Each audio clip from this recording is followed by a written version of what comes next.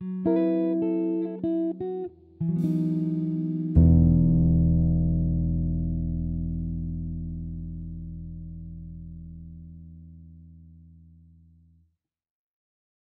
the final stop of our virtual tour of 100 Years, the Group of Seven and Other Voices, we're going to look at a selection of work by 3 artists who were based in Western Canada, specifically in Alberta. They're also of a slightly younger generation than the Group of Seven.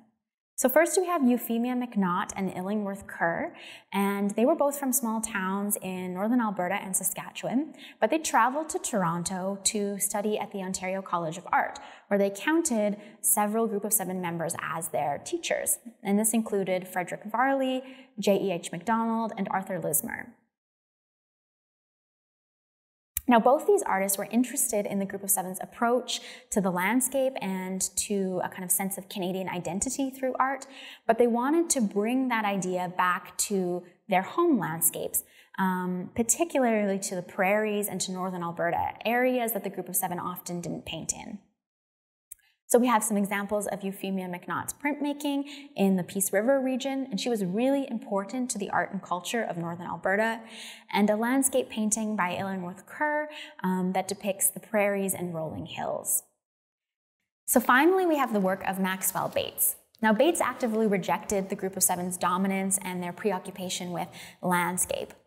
He was based in Calgary, but he spent some time living abroad in Europe, where he exhibited alongside expressionist and surrealist artists. And he was really concerned with the social world around him. So here we have a painting from the mid-1940s that depicts a prairie landscape. But rather than the kind of empty wilderness that we associate with the Group of Seven, he puts people into his landscapes, lending it a more kind of expressive dimension. And here we have a scene that evokes hardship and isolation, perhaps some fear in this post-World War II world. So this brings us to the end of our exhibition tour. I hope you can make it to the gallery to see this show, which is on until March 14th.